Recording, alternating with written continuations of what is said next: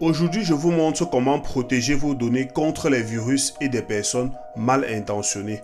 Je suis infographe et je me suis rendu compte qu'un proche à moi copiait mes projets de mon ordinateur pour aller les modifier et livrer à ses propres clients. En plus, ce dernier connectait tout le temps des clés USB virusées à mon ordinateur, ce qui rendait mon système instable, des logiciels malveillants, des fichiers corrompus.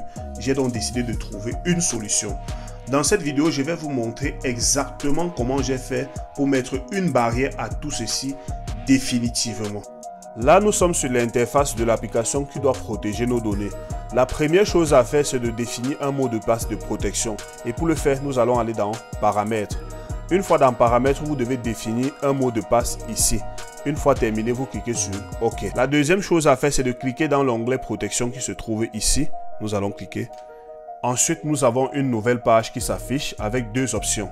Chaque option ici est équipée d'un bouton verrouillé comme vous pouvez le remarquer. Nous avons la première option qui est le contrôle d'accès USB.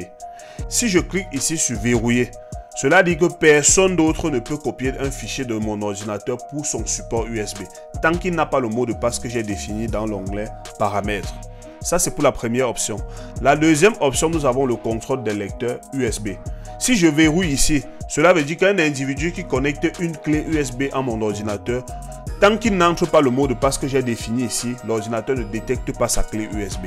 Alors, je vais connecter une clé USB à cet ordinateur pour que vous voyez comment ça fonctionne. On doit ouvrir PC pour avoir accès à la clé USB. Là, on a la clé USB qui est nommée MyISO.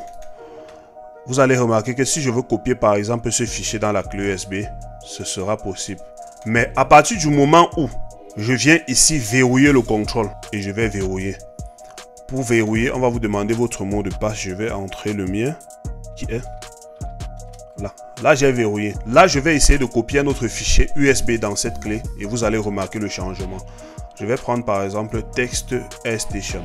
Je copie. Là, vous voyez, le message apparaît. Ce disque est protégé en écriture. Pour copier donc un fichier dans cette clé USB, je clique sur déverrouiller. J'entre le mot de passe. Lorsque j'ai déverrouillé, je peux reconnecter ma clé USB et je peux copier ce fichier.